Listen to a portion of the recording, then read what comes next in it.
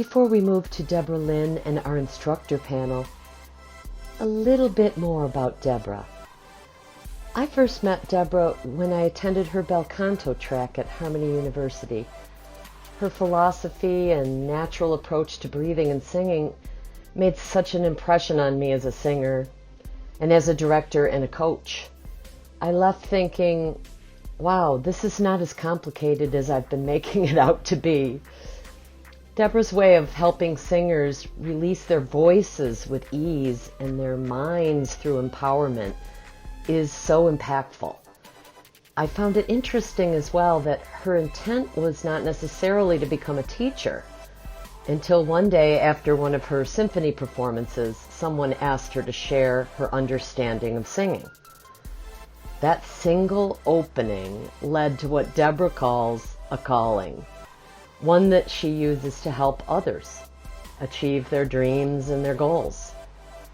Deborah, thank you for yet another powerful learning experience, this time by bringing us together with so many voice instructors and singers at this unique event.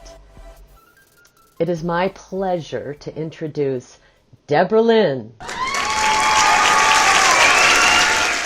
Welcome to the Singers Symposium. We are glad you are here with us today. And as a side note, we are 511 people strong. But beyond my work as a voice instructor, I have a vision for a world that works. In the best of times, this concept of connectedness and creativity can be challenging to navigate. Add a pandemic, and it takes our relationships, our daily life, and our ability to sing to a whole new level. Singing, from my perspective, is more than an activity we do. It is medicine for our heart and soul, and for the heart and souls of others. I'm reminded of a conversation with a neurosurgeon that took place on a flight on my very first faculty assignment at Harmony University in Nashville in 2017. He and I had struck up one of those magical conversations that can sometimes take place when two people are brought together on an airplane. I was fascinated by the fact that I was talking to a doctor, like my eldest son just became a doctor as COVID landed. And he was fascinated by the way that I described my teaching approach. At the end of the conversation, as the plane was landing, he leaned in and said to me, "Here's something special for you to know about the brain. It is well known and accepted that music in general heals. It's lesser known that singing specifically bypasses post-traumatic stress syndrome in the brain. While in the act of singing, PTSD recedes. With ongoing singing activity, he believed we could retrain the neural pathways of our minds to transform our lives. Add my belief that everyone can sing and sing well, we open a doorway to a magical potential of healing for humanity. So today and tomorrow, this is my hope. 8 very special, inspiring, unique, and kind-hearted vocal instructors are joining me in a conversation designed to bring you new ideas, concepts, activities, exercises, and a sense of joy and hope for you, your voice, and your world. We are stronger together, and when we reflect on the multifaceted nature of humanity, we can remember that we are all important to this conversation. So fasten your seatbelts. This adventure is about to begin. Before our first panel conversation, I would like to highlight and present each panelist to share for a minute something about them and their approach that makes them special. I will be introducing them to you in the order they will be presenting today and then tomorrow. So first up is Ben Harding. Welcome, Ben. Thank you, Deborah, and thank you also to Sue and Vanessa for all of your countless hours in pulling this off. What makes me special as a vocal instructor, I believe, is my focus on the fundamentals of singing. I am very careful to make sure that we do not stray from the big items that are really important for singing, But I do that in a way that asks a lot of questions to make sure that singers aren't just being told what to do right, but instead they're exploring. It's a curiosity, it's a puzzle, it's an experiment. And so we get to have a lot of fun and make progress very quickly. Awesome. Thank you, Ben. I'm thrilled to have you with us today. It's an honor. Thank you. Jennifer Cooke.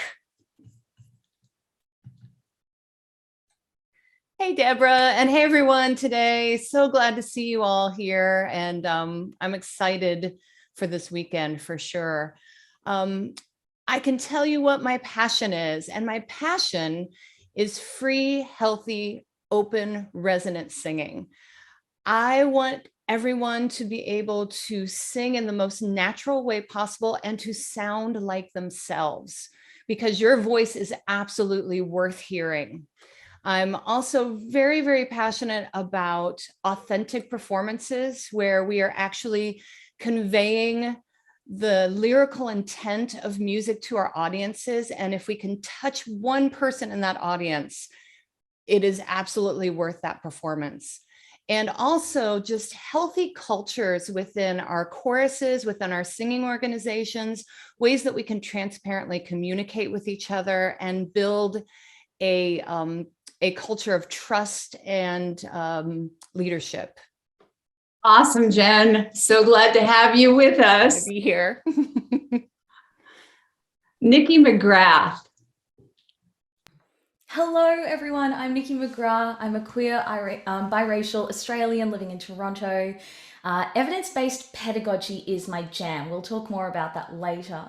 My teaching philosophy is equal parts joy and science. It's really grounded in free, efficient, sustainable voice use.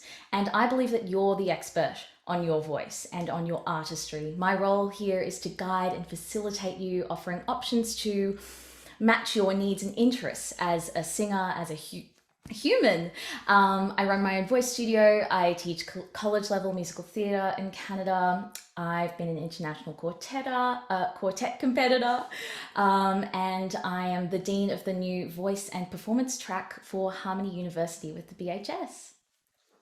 Congratulations to you on that, Nicky. And I'm so glad to get to know you and have you with us for this weekend. Cay Outerbridge. Hey, Deborah.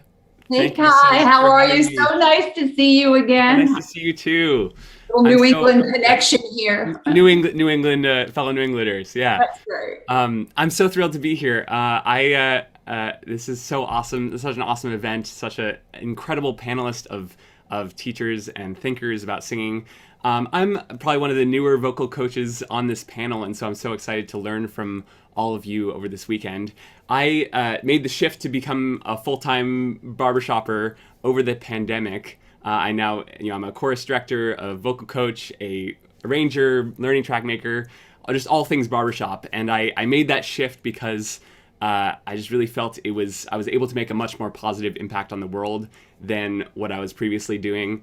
And I've just learned so much over that time, and I hope to continue learning and sharing and helping singers to understand their voices better and have more ease and enjoyment in this art form that we all love. So I'm so thrilled to be here.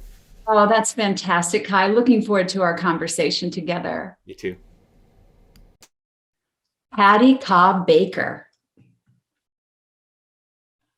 Hi, Deborah. How are you today? Oh, I'm so glad to see you, my friend. Very well, very well. Oh, I'm so thrilled to be here today with these amazing vocal coaches and teachers.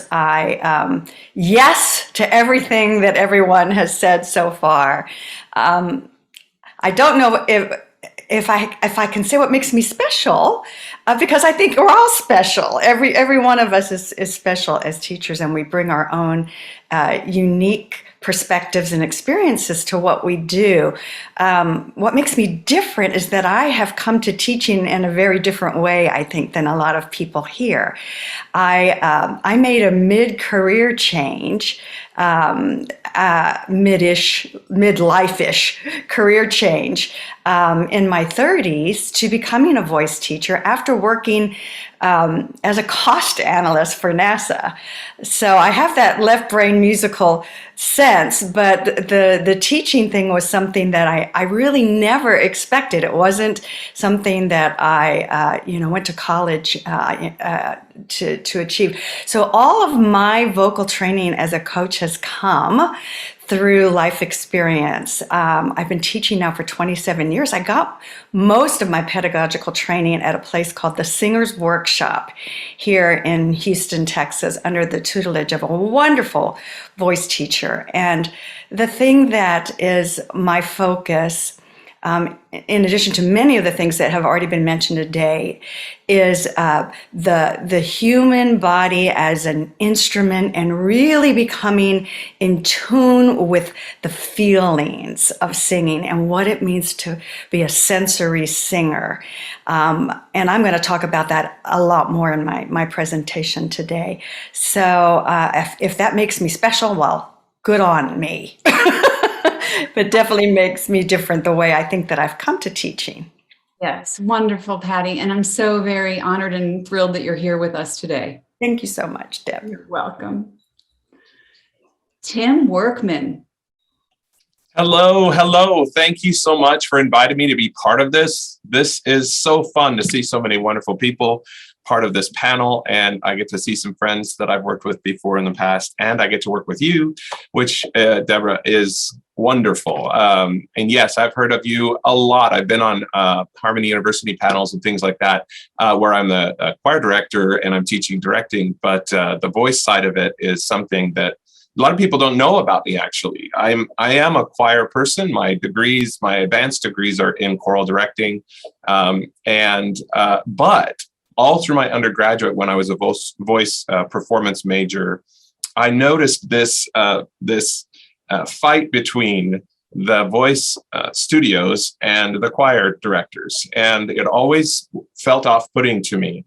And I felt like I wanted to be part of on the front lines of changing that. And so when I went to do my doctoral studies at the University of Texas, I jumped right into a very heavy pedagogical topic of vibrato, and I went to the voice studio and I got all the voice studio people on my panel. So as this choir guy going to talk about vibrato, and anyway, it was one of the most life-changing things for me. I see myself as being sort of the bridge between those two worlds a little bit. I sing professionally and I sing a lot. And so I'm not just a choir guy, but I also noticed, since you asked us to do this, since 2003, I've been teaching voice lessons. And so that's almost 20 years. And I have learned a lot. And for me, it's about helping people reduce their tensions and reduce their sort of straight-laced, perfect idea of what voice singing should be and be more malleable, more open. So happy to be here. Awesome, Tim. Thank you so much for being with us. Kathleen Hansen. Hey, everybody. I am so glad you're here, and I'm glad to be here. I am excited to be in the space of people who have so much to offer. I love that collectively we're kind of turning the tide, dispelling some of the myths of singing, really empowering folks, and I am happy to be here and be part of that. Kathleen Hansen, she, her. I also love the synergy of group singing and the impact that individual changes can make on that. So here in San Diego, I direct two choruses. I've got the San Diego chorus of Sweet Adelines and the San Diego women's chorus of Gala choruses. And I approach those groups with a lot of attention to individual singing. So as I work with my individuals, I think of how they're impacting the groups they're singing with and vice versa. I love learning. I love the idea of experimentation and play while developing vocal skills. As has been mentioned a few times here, sometimes it gets very work-oriented, and to kind of free up into that playing space will allow us to access our creative and authentic selves and get out of any, trauma responses that we may be experiencing. I'm also a big fan of working to make the science and technicalities of singing accessible. I often feel like we unnecessarily divide ourselves into two camps. Like, I'm a technician, I am all about metaphor. I think that those things can all work together to make singing accessible and help singers build confidence. And I personally love helping singers search for their next breakthrough, even if it's tiny, because that propels us to the next thing. Right, builds and builds and builds. Yay, wonderful. Well, I'm thrilled to. This is our first time really connecting, Kathleen, and you've been doing some great work, as have all the panelists in the world that's on Facebook and social media. So thank you for being with us today. I'm so pleased to see Michael Gellert. Hey, everybody. Hello, Michael. How are you? I know you've just come off a call. That was close. I had 110 people that I was chorus leaders, music leaders that I was addressing this morning. So awesome. Well, so you take a breath. So tell us just a little bit. What is it in your philosophy that you bring to this conversation? Well, I've been teaching voice for 48 years, and I didn't intend to start doing that. I'm very surprised that I have. But I've had a steady stream of voice students, and I've changed my method a dozen times. It used to be like a sport. It was just all about the muscles, and now it's basically, if I can really sound as silly as I can, it's about love. It all right now. Right.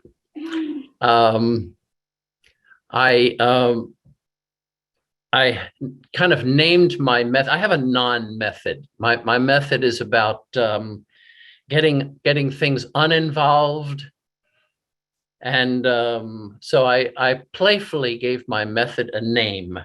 It's called La cosa che funziona, which means the thing that works. The thing that works. So, which is different. It's different from person to person. And sometimes I actually ask people to do things that they would say, well, that's not right. And I would say, well, you want to do what's right, or you want to do the thing that works?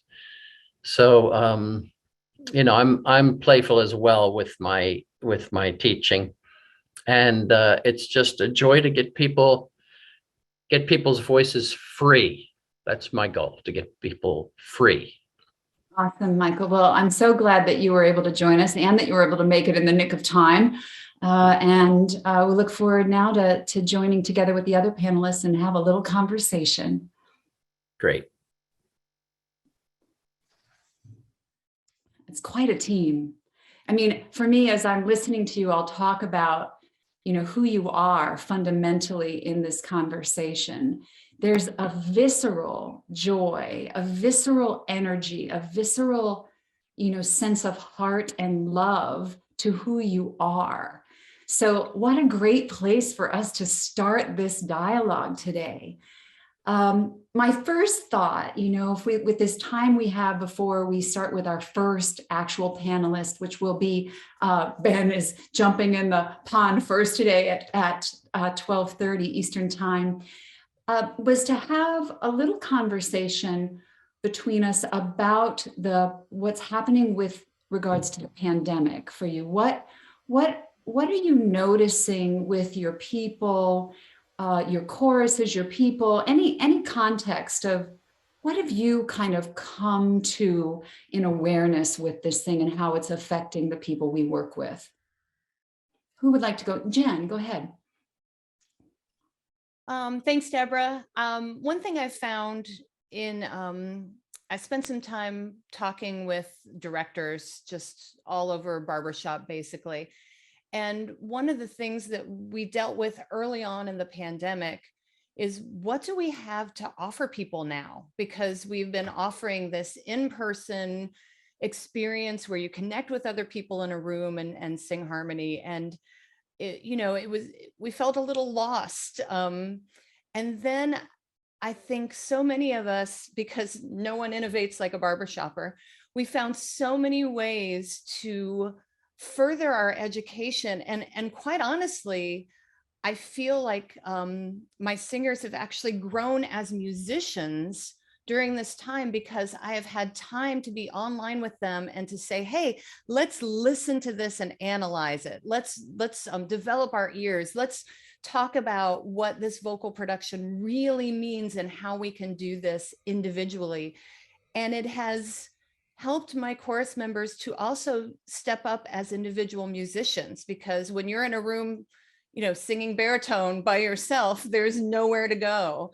And so, you know, we've had to work a lot on the connection piece and making sure that everyone still felt connected to the whole. But there's been a lot of individual skills that have come up, and a lot more confidence, because we've had no other choice. So I am grateful for that, for sure. Awesome, awesome, Jen. Great insight. Yes, Kathleen, we'll start there and then we'll jump to the guys. So it's been so fun getting to connect with people from places that we usually would just see each other at an event. And often, you know, Jen and I have been in similar spaces with many directors and other events like this. And so often she'll say something and I'm like, get out of my head. You are so in my head right now. And I've noticed, of course, that in many ways people are feeling disconnected, but it's been a time of introspection and reinvention. So we're looking for new ways to learn. We're actively looking for new ways to connect. And I think that conscious search for connection has put us in a very different space. I've also noticed, you know, so many of our singers are joined us to sing with other people. And now all of a sudden we're in this silo, and that can be intimidating. Like, how do I now find beauty and confidence in my own voice when I don't have the little like world padding of the people who are around me and supporting me. You know, and that's one of the reasons that I started my YouTube channel. Like, the pandemic happened and I'm like, well, I don't want to sing alone. Do you want to sing alone? Okay, sing with me. Like, let's do this together.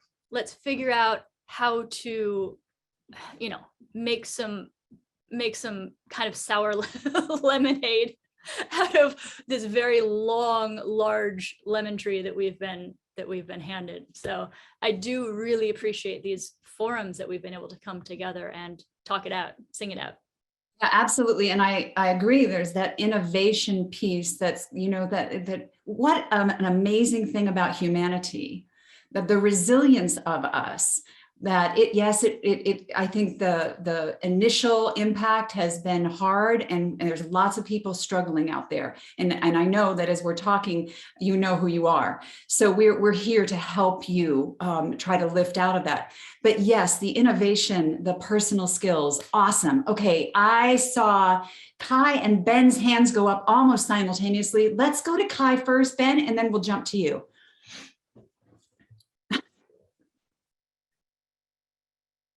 All right, I'm good. I messed You're up. good. Yeah. I think singers have just really. There's been a lot of awesome events that have happened and a lot of awesome reinvention, but I think we've all faced some pretty humbling experiences, right? You know, like Jen was saying, singing alone by yourself. There's nothing more humbling than that. And I think there's also coming back to singing, a lot of singers are finding, oh, this isn't working quite how it used to, or I'm not used to this. I'm getting back into this space, or even, you know, if singers are singing with masks, you know, that poses other challenges, right? And I think the biggest determinant of how you respond to those challenges, right, relates to whether you have a growth mindset or a fixed mindset, right? And singing, more than maybe any other coordination-based activities, suffers from people thinking, oh, you're either born like with the ability to sing, or you'll never be able to sing, right? And as voice teachers and as chorus directors, it's our job to say, no, that's not true at all. It's a skill. It's something that you can learn how to do.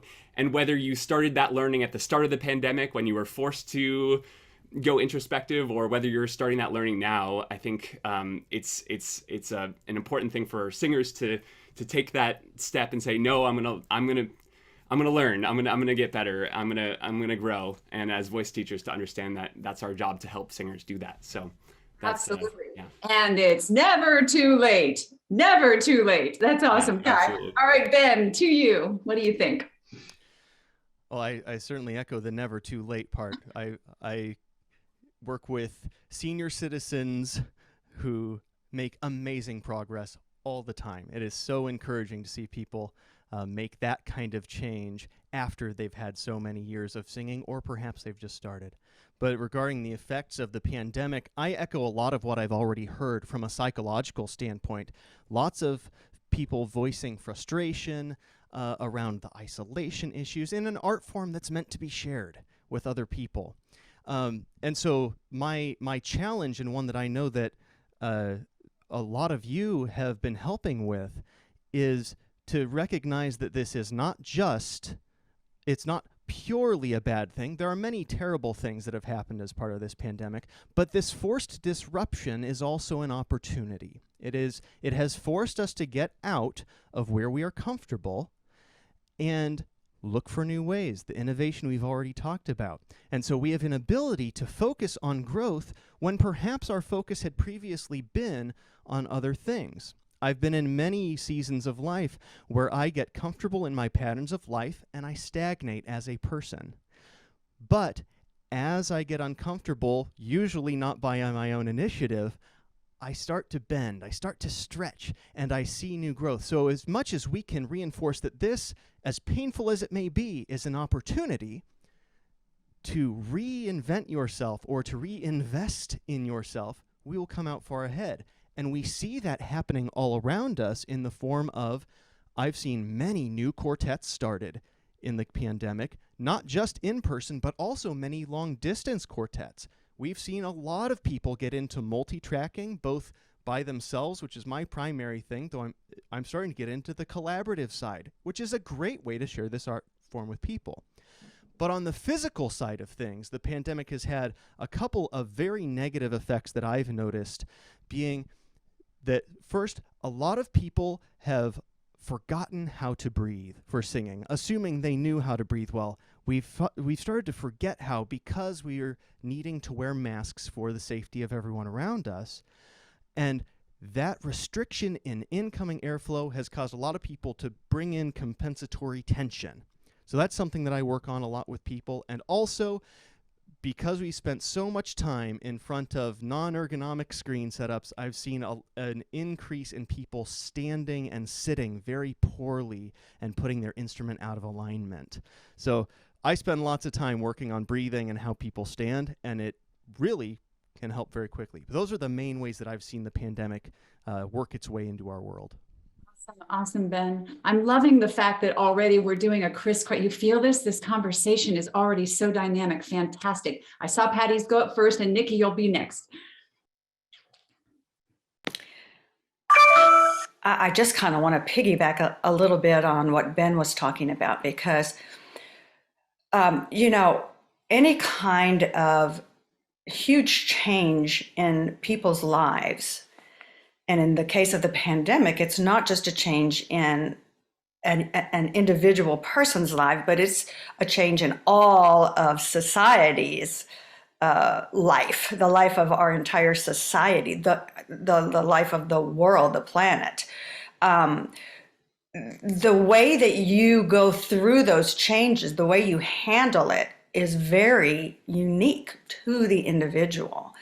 And so I think that it's really important that we address things almost from that global, then down to the individual level. So in our world, we're looking at our singing organizations as a whole, whether it be BHS, Sweet Adelines, your chapter, your church choir that you work with, whomever, down then into the individuals. And everybody's going to have a uniquely different experience and reaction to what we've all been through these last 2 years, because we've suffered a huge loss in our life, and everybody deals with loss differently. But what I'm finding is a couple of to make some generalizations on these unique experiences. A good thing is some of our singers have become much more independent singers because they've been forced to.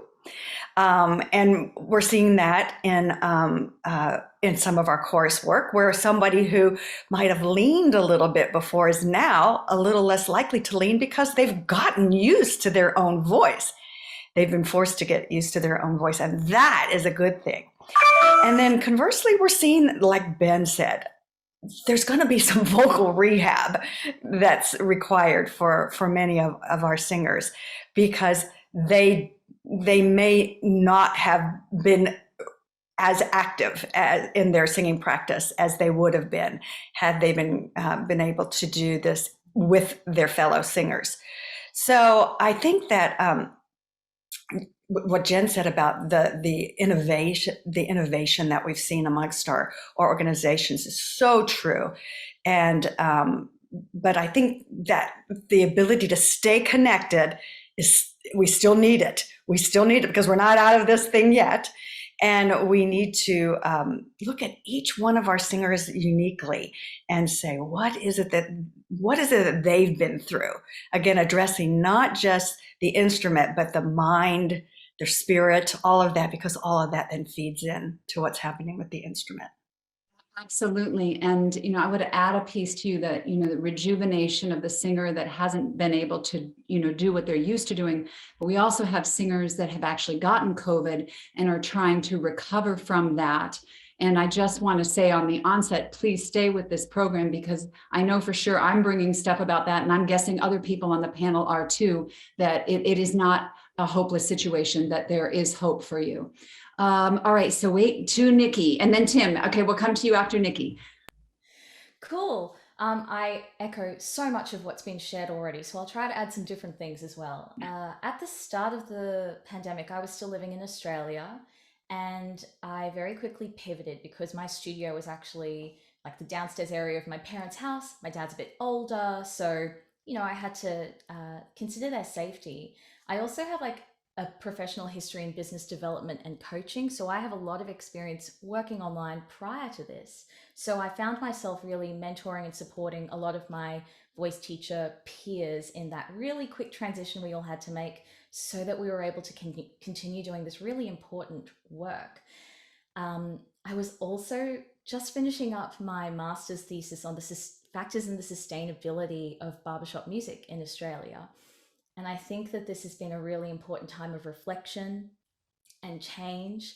And having that work all happen at the same time was kind of awesome in a lot of ways and kept my mind really busy too. So I was able to have some really valuable conversations with organizations on that topic.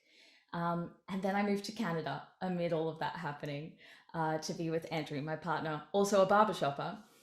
And that's when I launched the Singers Circle, which is my online community, which is all about exploring voice education for curious and confused singers. And we come together in a variety of different formats each month. And that's been, I think, a really great way for people to continue their personal growth as a singer, and lots of barbershoppers in there and chorus leaders and the like. So that's been a really great way to keep connected and really focused on the voice side of things.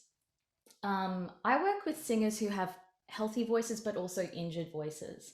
And so I've noticed an increase in vocal health issues that have been secondary. So things that have come up as a result of other stressors or other health factors in our lives, things like muscle tension dysphonia that can be both primary or secondary. And so I've definitely been working with more singers in a habilitation and rehabilitation kind of standpoint. That's been a really interesting kind of thing, because there's a lot that goes on emotionally for us. Our voice is our identity. It's so linked with who we are and our bodies. And I really appreciate the amazing work that I know so many of my colleagues on this call and some who aren't here have been doing. I think it's really, really powerful. And something someone shared with me the other day was that during this time, the arts has become kind of a lifeline for a lot of people. And I love seeing that appreciation, that importance of the arts and music and sharing our voices. Yeah, absolutely. Absolutely, Nicky. Tim, let's go to you. Yeah. so many good things. What I love is that as I've been listening to all the comments, so many positive things are being said about this horrible situation. And I love that. I am very much a Pollyanna, and I get really testy when people, think that being positive in some way is a weakness. I absolutely believe that the psychological damage is potentially some of the more difficult. I work with students who are, between the ages of 18 and 25, and the psychological damage has been so palpable, so very noticeable, and so it requires that as a teacher we approach our students with a little bit more sensitivity than maybe has been done in the past. I had voice teachers who were incredibly gruff and commanding, and in some ways intentionally offensive, trying to encourage, I guess, or maybe they didn't have the tools to fix it, so they just would get frustrated. And that has been a huge part of my studio culture, is to go against that. And to strive to speak with kindness and to speak with encouragement, and not necessarily pull out what students are doing wrong, but pull out what students maybe could do better. And there is a way of rephrasing some of those comments that encourage students, and then just exploring their passion, because they have it and it's in there, but they forget and they get weighed down by the pandemic, and then they don't know how to move on or how to find that passion again. And so a big part of it, like, for example, obviously, we know that masks constrict the jaw and sometimes create tongue tensions and other things in the neck that we have no choice. We have to have those masks on, and we are enduring it as best we can. But to have a conversation about that and to let students know what things they could possibly struggle with as a result of the mask can make a huge impact. Also, there are positives that come from the mask. I actually believe that there are a lot more positives than just this. Like, my students have hardly been sick other than COVID, because everybody's washing their hands. Hallelujah. It's the greatest thing ever, right? But the thing is, we did our fall concert last semester. We did the Foray Requiem, which is an amazing work. And these students are projecting through these masks like champions, like truly. You cannot believe the volume they're creating. And part of it is because they have to. There's no choice in the matter. They have to breathe deeply, and they have to engage the whole voice. And otherwise, the organ would just, blast them out of the water, and they have no choice. They have to be conscientious. And as a result, these strong, very fit voices are emerging. And as long as we know about those tensions and we're careful about them, oh man, there are so many really wonderful things. I can't wait until the masks come off, and it's just going to be a wall of sound, I guess. I don't know. That's what I hope anyway. Well, I look forward to having my little portion of this program, because I actually believe there may be another reason why the masks are helping us. And so it'll be interesting when we get into a little bit of the bel canto methodology in this regard, that there I believe you're right, that there is something magical happening, that as long as we can circumvent these emotional pieces and the frustration and the tension and the force. Yeah. So awesome. Michael Gellert, what you got to contribute here to what's happening in your mind with the people you're seeing? You're working with a lot of folks. Well, I'm a Pollyanna as well. I am always, right. We're all excited about this. Right. I'm always telling people that it's great that we can get together when we can, how we can, any way that we can. And I believe that we are made in the image of our Creator to be creative, and that to be creative with other people is just an absolute joy. And so anytime that I can be with someone else and we can create something, then even if it's just for the four walls or the molecules in between, or someone who happens to stumble in the door and hear what we're doing. We want it to be an amazing experience for them or the walls or for ourselves. And if I'm just by myself, I can sing by myself and just enjoy it. I can love it. You're making that beautiful free sound. And so we've been able to get together the last few weeks with the chorus, my chorus, and we're making absolutely wonderful sounds with the masks, of course, right now, and they're overcoming it. And so I'm looking at the masks as an opportunity for us to learn something new about singing. So, and so we are. I'm seeing everything as positive, though I have no expectations of what's going to happen. I think if we've learned one thing is that you can't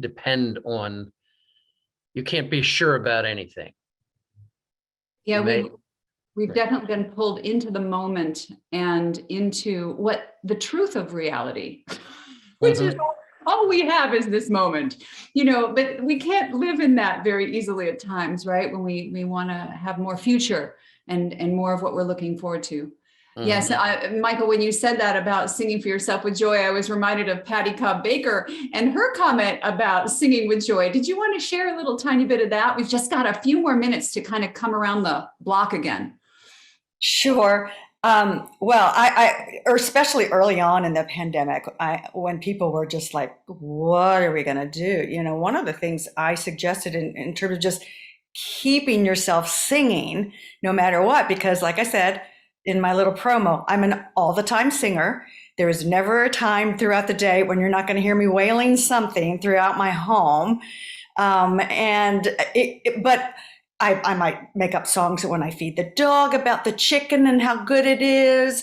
I might, sing. I love singing along with commercials and harmonizing with them. But I recommended early on in the pandemic, it doesn't have to be strict vocal practice to use your voice and keep it in shape. You can pick up a load of laundry and hum something while you're doing that. Washing dishes, make up songs about that. You might be in the shower, one of the best places to vocalize and really rock out. So it does, to keep your voice in shape or to get your voice back in shape, you certainly don't have to sit down for 30 minutes with a teacher or with a recording and do this strict kind of practice. Just sing all the time. And the side benefit, besides just keeping the instrument, in pretty good shape, is that it creates those endorphins and you get all the brain chemical things that are going to help you get through all of this, hard stuff. So that's right, Patty. Yeah, exactly. Make a joyful noise. Nicky, I saw you kind of there. Did you have something you wanted to contribute to that? Oh, I was just vibing with it. Okay, I want to hear Patty Cobb Baker singing to her dog about chicken. I'm here for that. I'm there too. They have become vocalises that I share with my chorus. I want you to know. Ben, jump in. One thing I appreciate about what Patty just said was about just singing to keep your voice in shape. And one thing that is so important about that mentality of just sing, not having some rigid practice that is necessary all the time, is that when we just sing, we tend to sing in a way that feels better, that feels natural, feels more relaxed. And I lean in a lot, like I know many of you do. We lean a lot on how singing feels physically, not just emotionally, so that when singing feels easy, you're enjoying it more. You're usually making more pleasant sounds anyway, if you care about that, which some people don't even care how pleasant the sound is as long as they're getting joy out of the process. And I'm going to say it doesn't really matter how the sound is, right? It's still vibration. Yes, but then even to loop back slightly to the mask discussion, one of the main frustrations that I hear from singers really has very little to do with once you're actually phonating. It's just about getting air in through the mask. It's that restriction in airflow. So one thing that I have worked with many directors on in the chorus setting is, let's make sure as you're designing your musical plan that we are adding just a little bit extra time every time you take a breath for the chorus, so that they have a little bit more chance to get air through that slight restriction of the mask, and it tends to lower frustration. And then I encourage people anyway, take all the time you need to take a good breath. If that means it's going to take you 4 seconds with a mask on, take the time. It's worth it. Your experience will be better, and you're going to have way more fun and easier singing through that. And there's a, just as you were just speaking there, it's the comfort of somebody saying, it's okay. Whatever you're feeling is okay. And we are here to support you. It's okay. Jen, I think I saw you bobbing over there a little tiny bit. Got something? I did, just because I just love the whole concept of singing as we are, and talking about the fact that a lot of times, because I don't know if you know this, but barbershoppers tend to be overachievers. I know it's shocking, but we tend to feel like if we're not working hard when we're singing, then we're not doing it right. And the fact that when it feels easy and when it feels like ourselves, and when we're doing things correctly, it actually feels like we're not working hard. And that's when we get, I think, our best open, free, resonant sound. So I just love that whole thing of, going around just singing where you are and being in your own voice. And that's where we need to live, actually, most of our singing lives. Yes. It's the discovery process too. Yes. Of who we are. Cay, I saw your fingers go up there and a thumbs up. You got anything? We've got yes. 5 more minutes to kind of I something I'll talk about later is I also like to use speech a lot for this, just to get you out of this oh, we're gonna sing now, we're gonna do things, right? And no, just how would you talk it? How would you say it? How would you sing it if you weren't caring how it sounded, right? That's a great tool, and I love that this is being brought up. Yeah, absolutely, Cay. Awesome. Tim. I think of singing, this drives me absolutely crazy. It's one of the only things where students will come and they'll think to themselves, I can't make a sound for you until it sounds good. And I would never hand any other skill set to a child, a ball or any other game or any other coordinated process, and say, there you go. Now don't do it until you do it right. And it's just so crazy. And yet it is a perpetuated thing often in our high schools and things like that, where everything has to be perfect. And I love the idea and the concept of allowing or giving yourself permission to figure it out, to make mistakes, and to be outside the box and make really extreme sounds and use those extreme sounds to help qualify the right sounds. Experimentation is a big part of my studio. So yeah, good stuff. Absolutely, Tim.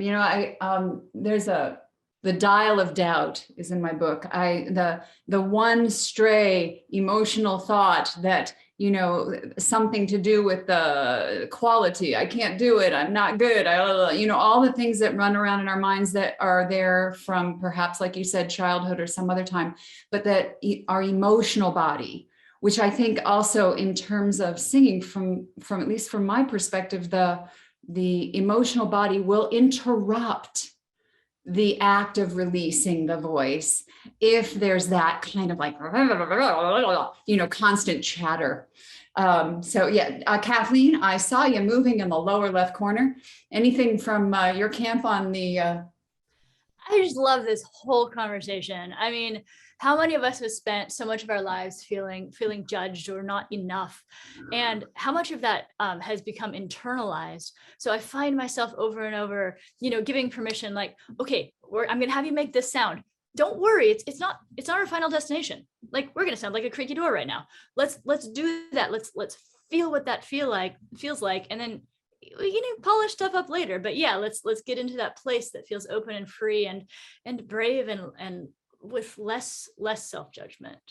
Yes, one of the keys for me has always been this idea that, it's what a rare opportunity we have to go internal, to not be so distracted by what's happening around us, and to actually, especially from the perspective of kinesthetics, right? That it's really kind of hard to repeat a behavior until we can kind of feel what it is. Then we can repeat it. So it's what an awesome opportunity for us to be able to go internal and play around and have fun and be like, like our inner child. Woo!